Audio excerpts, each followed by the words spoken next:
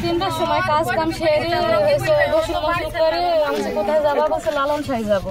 কোনো সময় দেখে নিয়ে বেটা যায় গিয়ে দেখে আসে গিয়ে তাহলে যাও গোসল মোসল করে ও তিনটার সময় বের হয়ে চলে গেছে তারপর থেকে সাথে আমার কোনো কথা হয়নি আমি আমার বাবার বাসায় গেছিল তারপর আমি ভোরবেলায় জানতে পেরেছি আমার কাছে খবর ভোরবেলায়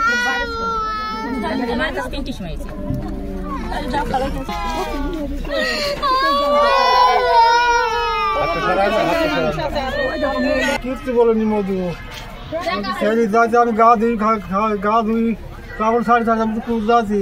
খেলে আমার আঁকা বাক্কা বেরিয়ে কিনে ভ্যান করলো মধু আমাকে কিচ্ছু বলেনি খেলে